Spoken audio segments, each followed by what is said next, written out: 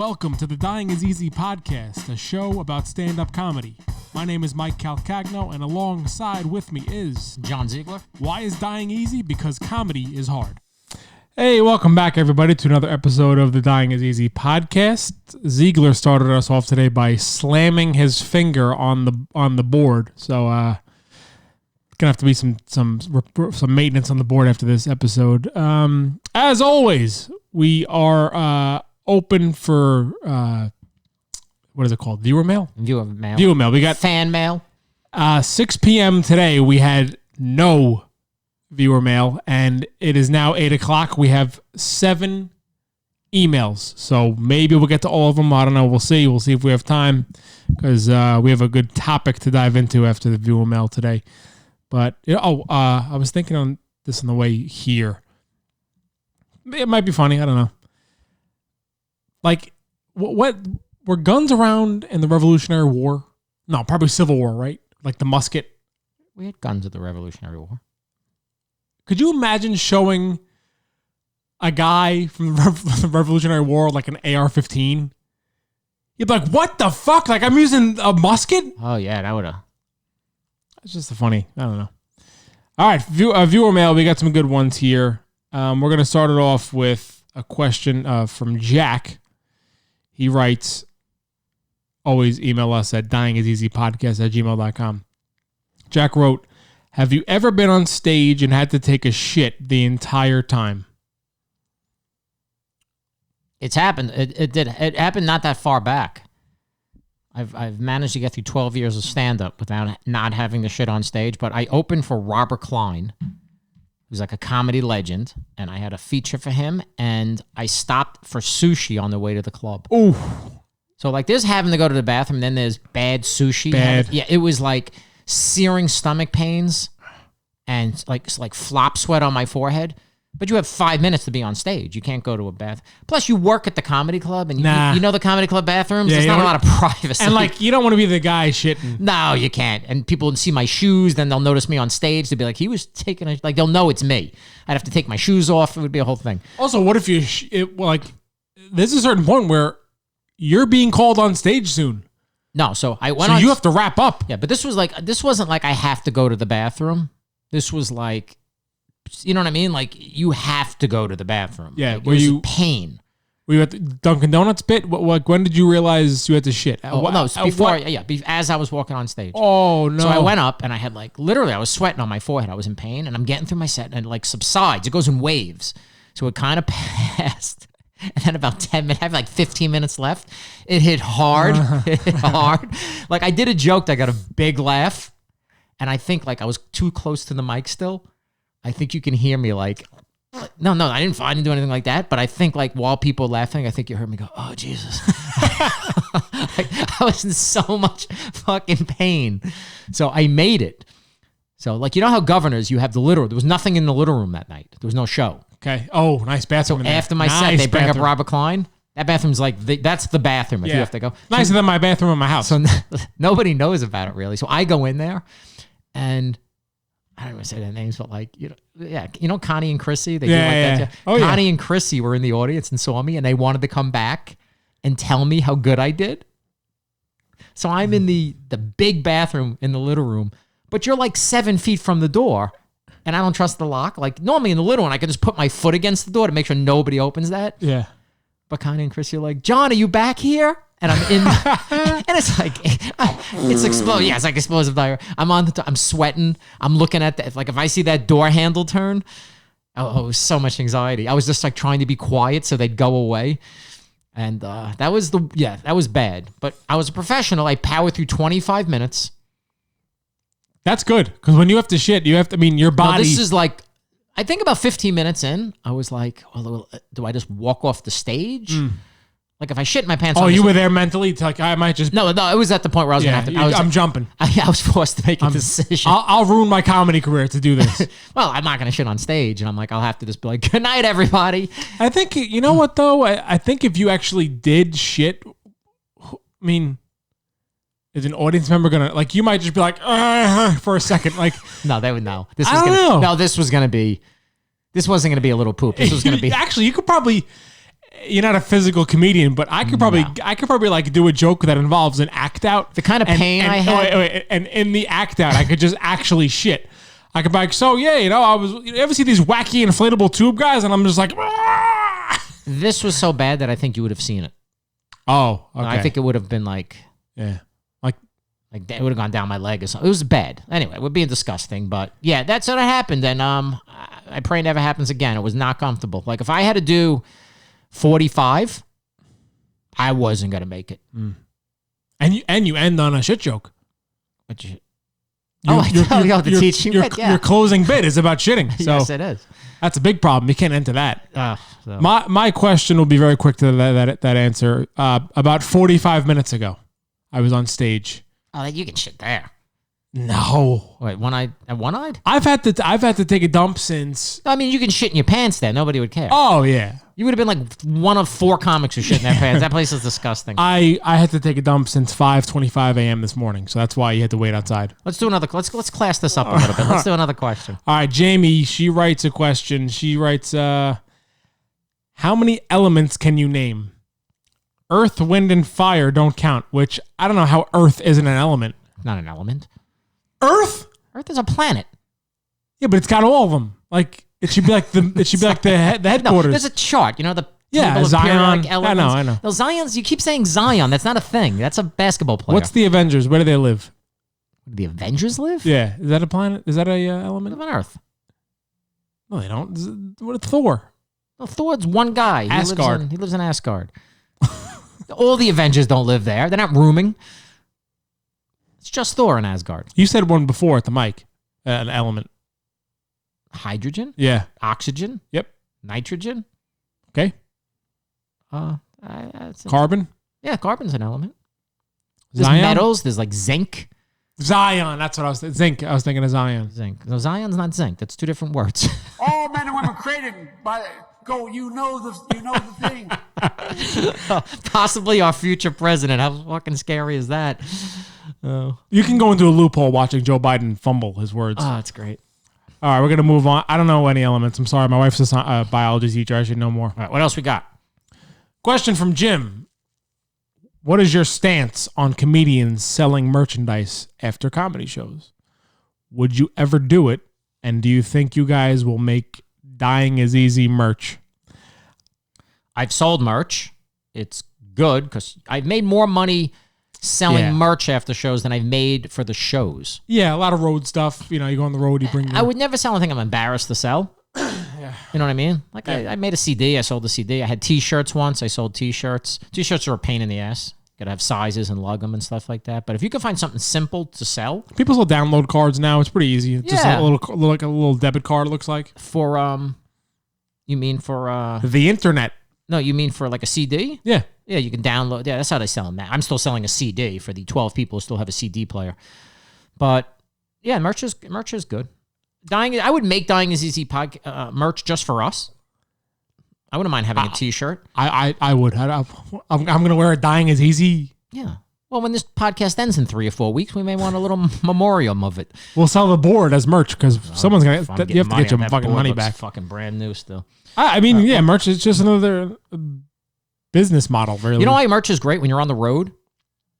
You get paid for do your gig on the road, but there's gas and there's tolls and you tend to eat a little something. If you can sell, say I'm there 2 nights, if I can sell $100 a night in merch and make an extra couple of $100, it pays for all your expenses. Yeah, that's the ice cream man, by the way. Yeah, just wait this out. It's a drop. That's fucking loud. Yeah, that is a loud ice cream man. Is he in my backyard, the guy? That is an aggressive ice cream man. What are the questions we got? Because I'm excited for our topic. We're not gonna. Yeah, talk right over it. Oh man, all right, that's less editing. He's driving 3 miles an hour. I know he's a pedophile. All right, we have 3 questions coming up. The first one is from Connor. Other than comedy, what's your favorite thing to do in your spare time? I'm so pathetic. Is talk about comedy. No, come on. Yeah, it's like my fucking whole life revolves around comedy. Come on. I like going to the gym, but gyms don't exist right now. But I do like working out. It keeps me like sane. It's like medication. If I didn't exercise, you think I have fucking problems now? If I didn't work out, it would be bad. So I like exercising, and I'm lazy. I don't really like doing much. I like watching Netflix and laying around on my couch and eating. I'm a very boring person.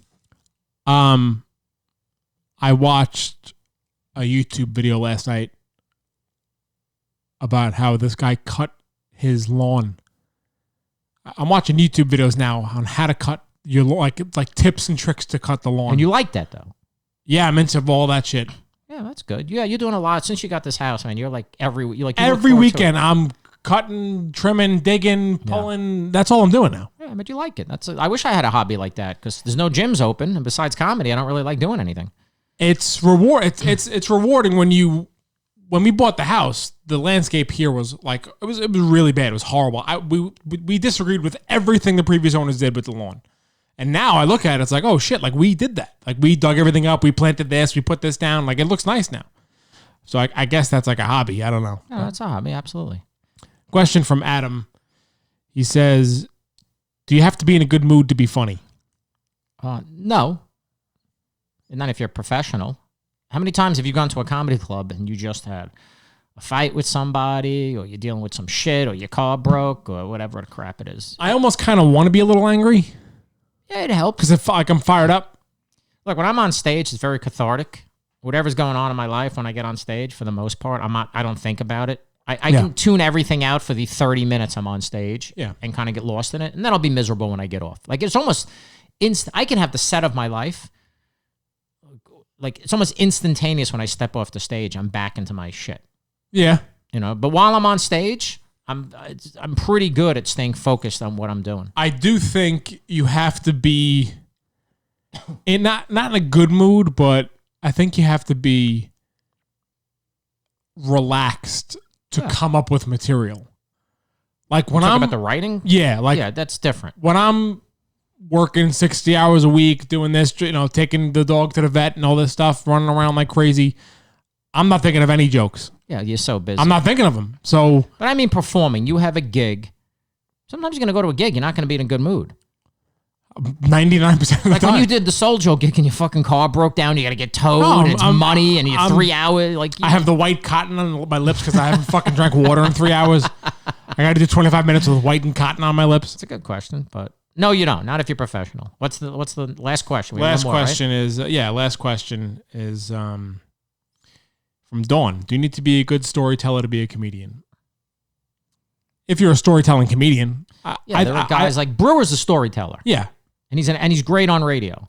So I think it helps. I don't necessarily think it's a necessary because some storytellers. Somebody once told me if you're a guy at a bar telling a story, and you get one laugh per minute, you're the funniest guy at the bar. Yeah. Who told me this? Might have been Truson. Yeah, I think it was Truson. But if you get one laugh every 6 minutes at the bar, you're the life of the party. Yeah. If you do that on stage, you're the worst comedian. You're in the never club. getting booked again. Yes, exactly. So they're never having you back. It's kind of a different language, but I think it helps to be a good storyteller. There are people like Brewer's the guy who comes to mind because most of his bits are stories. Yeah, you know what? Brewer, even if I don't find the bit funny, it's still entertaining. Yeah, it doesn't drag. He doesn't lose the way he tells it. Yeah, he's a good storyteller. So good questions. Thank you, everybody, for our viewer mail. Am I a storytelling comedian? No, I don't think you are. No? I mean, I think stories are just like a series of jokes connected. I would say you're observational. Yeah, I'm more of an observational guy. I don't tell anything long. All right. I don't find a lot of comics who are good at that because if you're doing a 6-minute bit, like Gary Goldman does some long, wordy bits. They're like stories. Yeah. And he's really good at getting constant laughs throughout, if you know what I mean. Mm-hmm. Like it's 6 minutes long, but he's still getting a laugh every 10 seconds. It's hard to do. So, is that our viewer mail? That's the viewer mail. Yeah. That's good. I feel like we should have a button for the next thing we're going to do because I'm actually excited about this. This next. You want to go do karate in the garage? Yup. All right, that's not bad. So that's what we got. So Ziegler and I came up with our own comedy rules that we live by, I guess, or like. It's not even. I guess I kind of wrote them as tips or advice I'd give to like shit I got from people, things that have helped me. Like if you want to do comedy, Yeah. these are good guidelines to follow. Yeah, So, it's like my version of the comedy Bible. Like, but this is all my opinion. yeah, and these are my opinion, but they're things that I've learned through other people, and that I believe by. I ran the brokerage open mic for like 7 years. I can't tell you how many hundreds of open micers came through there, literally, and there's probably about 5 of them who are still doing comedy. Yeah. Because this shit's hard to do. Yeah. And I would give a lot of this advice to people, and they very rarely took it. And Yeah, I don't know how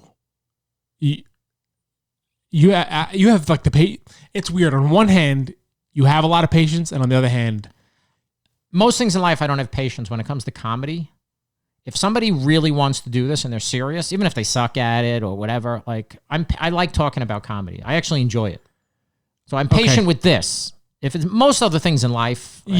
you live it. Like if I'm just angry before. As soon as they start, I'm angry. if I upload the wrong episode by accident, you're fucking livid. But if I want to ask you comedy advice when it's my 3rd time on stage, you'll talk to me for It's an a hour. perfect example. You'll talk to me for an hour and a half about it. Yeah, you'll be asleep and I'll still be talking. And then you'll call me the next day and repeat everything we just discussed the night before. So here's our It's funny. comedy. I just looked down at my book to see my list, and this is all that's written on the page. Is that It just says, "Is that Hitler?" with a question mark. Okay. that is that's one of a pet peeve of mine is that every comic has a Hitler bit. I'm like, really? Another Hitler bit? Do we need? Yeah, unless It's like me and Neil talk about ass eating jokes. Like you have another like this. You're still writing ass eating jokes? Yeah. The fact that It's you have fucking- one is weird. The fact that you have several. Yeah, it's over. We don't need any more Hitler or ass eating jokes, guys. Sorry. So let's do our top. We got 5 rules each, so we're gonna get through these. We have time, so start with your number 5. Are you guys in some kind of order? Yeah, 1 through 5. Okay. Remember when I emailed you my order? You're supposed to guess. Yeah, just to guess it, you're like number 1. What a dummy. So start with your 5th. What's your 5th? All right, number 5, Mike Calcagno comedy rules. Show up on time and do your time. Pretty easy. Yep. It's like a job. Pretty easy. Show up, do the time. So yeah. Now we haven't talked about this with each other. Right. So we wrote these lists separately. Yes. Just to see how kind of similar you are. So my number 5 just says, be professional. On time is early. Respect the light. Same thing you just said. Mm-hmm. The only things I added to it, I wrote in block letters, shut up. All right. You know what I mean? Yeah. Like people go, No, just stop talking. Yeah. You just started this. You're annoying everybody. We'll get back to the shut up thing. Oh, that's okay. What is that? Your number 1? Number 1, shut up. Shut up. Also, it goes under the same. I just put this under be professional. Okay. Like, pay your fucking bill. How many comics I see you like Oh. skip out on a check or Oh, leave a right. $1 tip for the waitress? I'm like, Right. take care of your wait staff. Right. They're probably This related is to so the funny. owners. This is so funny, my list. Yeah, well, it's gonna. We kind of came up the same way. So anyway, that's my 5. What's your? You have a 4? Yeah, be nice. Number 4 is be nice. It's so much easier to be nice than it is to be a mean asshole. Yeah, You to know- everybody, you know because many- you don't know who's who. First of all, You know how many comics, they're funny, but they're a dick. And I'm not going to book them. I'm not going to use them. I don't want to be with them. I don't want to be in a car ride with them. Just because they're a dick. now that's us. Now imagine that person trying to get past at a club that has 100 comics and doesn't need you. Correct. You're just, if you're a dick, if you are rude to a wait staff, if you were obnoxious to a comic, if you were just disrespectful. I don't mean be like overly nice, but just, No, just be a respectful human being. yeah, don't be a piece of shit. Because it sounds like you would be like, anybody listening to this who's like not a comic, a new comic, would be like, well, yeah, of course. I can't tell you how many people can't do that Fucking shoot themselves in the foot. all the time. And that's why I put it's not that different. My number 4 is don't be a mental patient. It's the same. It's kind of the same thing. I'm like don't get drunk at the club if you want to work there. Right. You wouldn't get drunk at any job. Yep. Don't get That people don't realize that you should treat this like a job. if you want to advance in a job, it's just like stand up. If you want to advance, you got to be professional. That's all. I've been doing this long enough. I became friendly with bookers. Obviously, here on Long Island, I know the booker well. There's 3 clubs, but in other clubs, I know the bookers, and I know what they're looking for. All right, stop bragging. I mean, Yeah, like I'm a big you deal. don't fucking like, know anybody. I- Bobby Collins. That's all you know. Bobby doesn't book anyone. Open for Bobby Collins. Shut up. Back to your fucking list. So, but I'm saying, like, you talk to those people, and it's the same. They all looking for the same thing. It's like they're Yeah. not gonna book an asshole. So I'll book someone that's less funny if they're a good hang, nice, I'll use that person.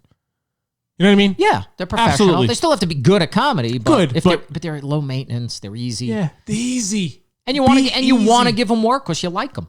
Be easy. If They're appreciative. the comic who can I go up early? Can I? So everyone's doing 8. Can I do 10? I'm working on a new bit. Can I? Shut the fuck up. Just don't call me. if I book somebody to do a show with me, I'm like, I'll give you $300. It's a Tuesday. You're headlining. I'm going to MC, do 10 minutes. They called me before this gig. I might have got 8 phone calls the week of the gig with just questions. I go, you've been doing this 20 years. Right. What do you need to know? Just show it. You're already have annoyed me to the point where I don't want to use you anymore. yeah, you got to be easy. You got to be like the pet peeve of mine is the people just bitching. Can I go up early? I have to. If I get told, Mike, you're going first. You're doing 8 minutes. You know what my response is? Thank you. Well, I started using you when you were newer. It's not like we were good friends. I knew you from but for those reasons. Yeah. Okay. Thanks. I'm like, Calcagno will do a good job. He'll do his time. He'll show up, and he's not going to bother me. Yep. Then we started working and became friends. But in the beginning, it was just like, oh, he'll do exactly what I need him to do. We really bonded at that rape show upstate with the Purge. Yeah, the Purge. That was we really bonded there. That fucking. Well, I feel like we escaped Jason from something. Voorhees shit weekend. Under the same category, because this is an important one. Are we at number 4? 3? We're still on 4, but this is all of them. Don't be a mental patient. It's a long list of things that make you a mental patient. Is stop posting shit on social media. Yeah. Like, think before you post. I can't tell you how many people have wrecked their careers by ripping a club, ripping a comic. What did Herm Edwards used to say? The ex-coach, he's like, don't hit send. You're like, you could tweet it. You could like physically write it, but then don't hit send. Just erase it. Yeah, listen, people, I can't. And sometimes people have done it, and then they get into a club, and it like resurfaces 3 years later. I'm like, it doesn't go into the ether. It's there. Don't tweet shit. What are you laughing at? I just got a text. It's a picture of Trump. That's it? And it says coronavirus. This might be real news, which is fucking sad. What is it? Trump praises doctor who warns of alien DNA. Oh, yeah, and the demon. Sex with demons. Yeah. What the fuck? All right. This is hilarious. I can't I believe- hope the alien DNA sex with demon doctor cures corona. What? That would be perfect. Oh, that's what she specializes in? I don't know what she... Could you imagine, could you imagine being like a machine operator in 1910 and this lady, this is what she does for a living? She's alien DNA, sex with demons. Yeah. I know who she is. I think she's... Jesus Christ. What's your number 3? Don't say the N-word. That's it? Yeah. That's it. That's a vague number. That's that's very specific. I wanted to say a little silly one. I don't know. Yeah, okay. But other words too. Yeah, that's like it's an umbrella thing. It's like, yeah. It's the umbrella thing. Well, I mean, clean comic is a working comic. What other words are really off limits? Want me to say them now? I don't know. But we can't say any of them, so we have to be like the R word. Hey, you want me to name all of them right now? Yeah, but you can't say. They're all like the R word, the C word. I love that. It's the N word's number 1. Yeah, right now that's number 1. Yeah. Maybe DePaulo. That's it. I think that's actually a good, pretty simple rule. Yeah, don't do anything that's going to piss off half your audience and negative comment cards. My number 3 was, because I see this all the time. People will go to open mics, have a fucking purpose when you go there. Sure. Like, open mics suck. Like, we went tonight. You came straight from work. I was running around all day. We went. Like, did you want to be there? No way. Yeah, you come home. You want to see your wife, have some dinner. Yep. I didn't want to go, but it's a necessary evil. You got to do it. I have to. I have a show coming on. I have to be there. But why would somebody want to go there? I don't know. And then just waste their 6 minutes? Yep. Like, waste their 6 minutes. And money. Yeah, you're buying shit. You're buying food, drinks. Well, now you have to buy a filet mignon. Governor, you got to buy a filet mignon to do an open mic. It's $75 to go 6 minutes. But, like, why would you go? So my attitude was always, go to an open mic, prepare, take some time to prepare, know what you want to talk about, and, like, do your act. The first year I did comedy, I would go to open mics, and never go up. I went to like 12 open mics and I didn't go up. I was afraid. I do think that is I do think that there is like a method behind that madness. Just to watch, because I was afraid. To watch a little bit was okay, but it got to a point I kept saying I'm going up. I'd go with my notes, and then I'd be like, yeah, next time. But yeah, well, when you're new, when you're that's I actually think that's the correct way to do it. You know, you're a loser, but I kind of think that is smart to do that, because when you start comedy, you're an infant. Yeah. Like, you got, even going to open mics and like learning from open micers is. I had pathological stage fright. So at a club where it was kind of conducive, I can do it a little bit, but at a bar where they were like making drinks and margarita machines were going off. It's a fucking war room. So I got some advice from two people who gave me good advice about doing open, because I didn't understand. I would go and people would just be like doing crowd work, making fun of the bar, doing inside jokes. Yeah. Like, hey, remember when Bill mowed his lawn? And I'm like, what the fuck are they talking? And people would laugh, and I'd be like, oh, I'm going to go up there. I have jokes. I have bits I tried to write. Nobody else was doing that. Most part, it was just these shitty guys playing to the back of the room at an open mic. So somebody told me, play for the room you want to be in, not for the room you're in. So I started imagining I was at like a 300-seat filled Governor's, and I was doing a set. Sure. And I didn't care if anybody laughed, and it really helped me to do open mics. I still don't like them. I'd rather be I'm more comfortable in front of 2,000 people than 8 people. You know what I mean? I'd rather do a 2,000 seat theater. Of course. Yeah, but some people aren't. Some people are like, how do you do a 2,000 seater? I go, oh, it's way easier. If you get, if 100 people laugh, it's noise. It's all right. You're like, I like the energy of it. Something different. But there are people who are intimidated by that.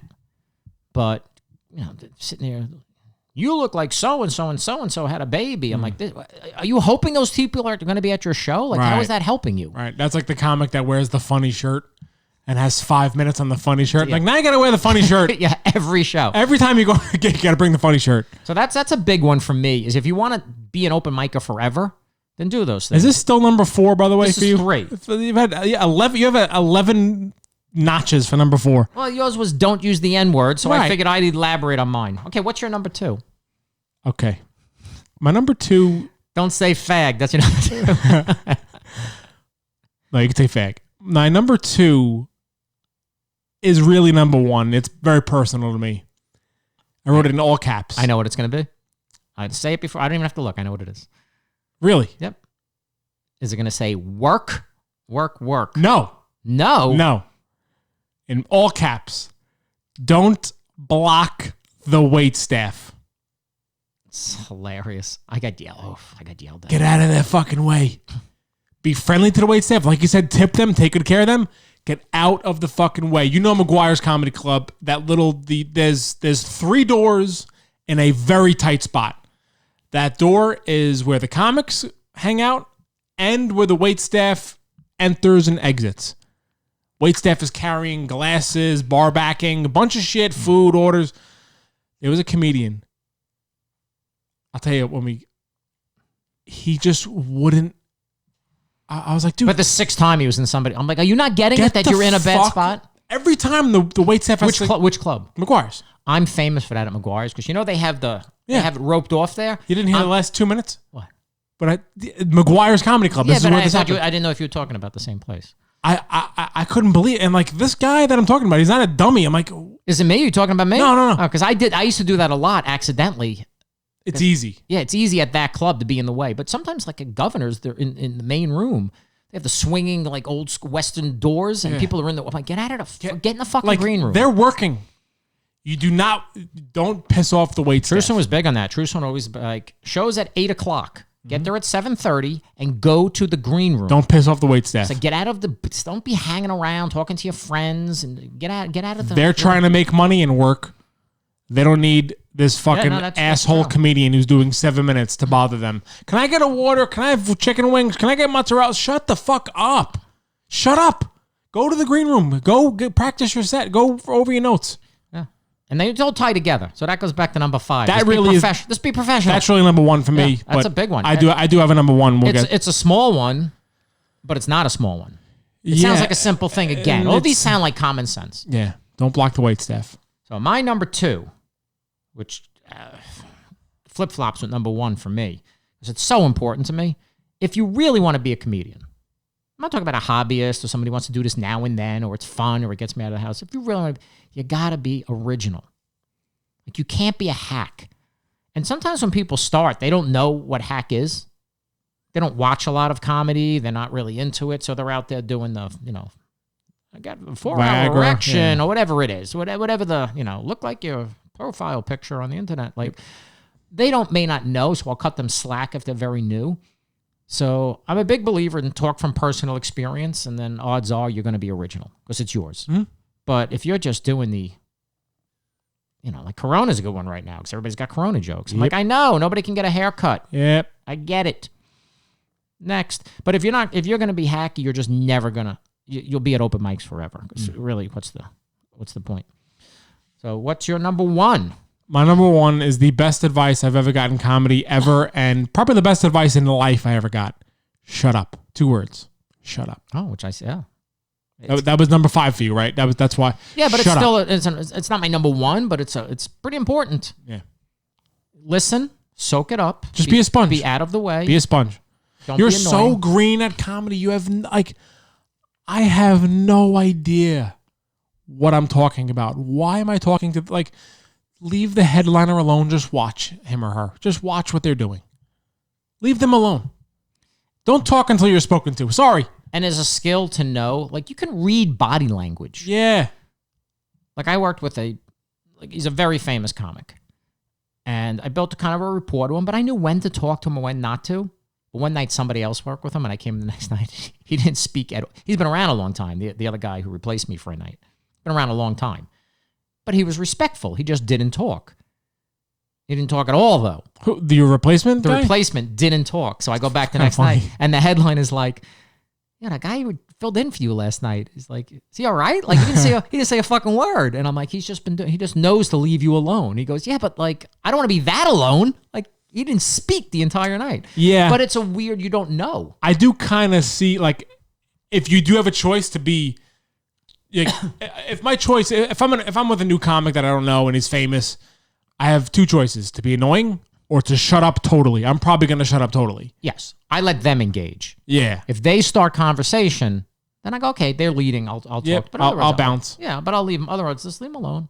Treat them normally, but don't bother them. Some people are writing notes. Dying to know who the other guy was. I'll tell you after. Our off-air shows are so much better. When Ziegler calls me in his car, when Ziegler's in his car, it is fucking. Joe Rogan wouldn't even be on fucking radio. We'd anymore. have 200 million on Spotify.